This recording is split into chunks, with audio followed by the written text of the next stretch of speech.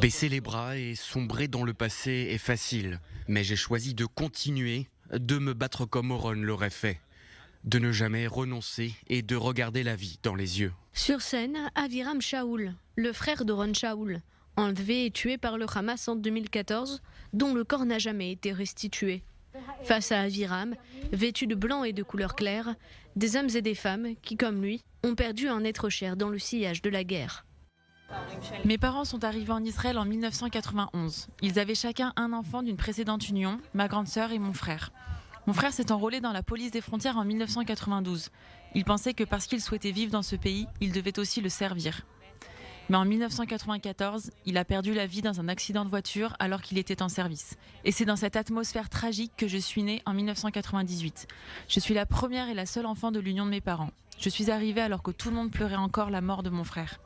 J'ai voulu suivre ses pas et je me suis enrôlée dans la police des frontières. Cette soirée a été organisée par l'association Or La Mishpachot, fondée en 2008 par Irit Oren Gonders.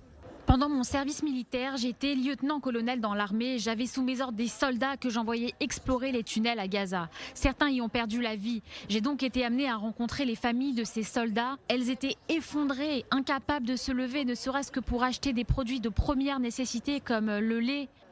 Le ciel leur est tombé sur la tête. Alors je me suis jurée de les aider, de les faire sortir de chez eux et de les faire sourire. Or La Mishpachot organise toutes sortes d'événements toujours dans le but d'aider des familles qui ont perdu un enfant qui effectuait son service militaire. Ce soir-là, il s'agit de distribuer des bourses d'études aux frères et sœurs restants.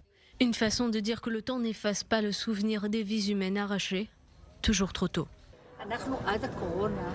Avant le coronavirus, nous organisions beaucoup de voyages vers Rome, Milan et Genève pour les familles.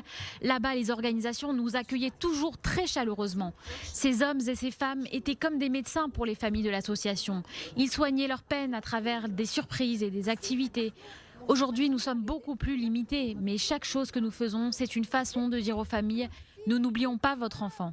Malgré les inquiétudes liées à la crise sanitaire, cette cérémonie annuelle a finalement bien eu lieu. Avec quelques ajustements, les invités et lauréats des bourses ont été divisés en 3 groupes afin de respecter les gestes barrières.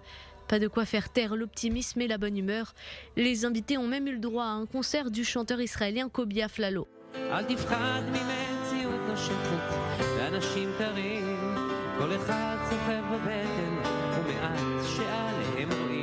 Le service militaire obligatoire inquiète les familles israéliennes. En 2019, 27 soldats ont été considérés comme tués au combat, chiffre le plus bas de l'histoire du pays. Mais comme dit le dicton juif, chaque mort est un monde entier.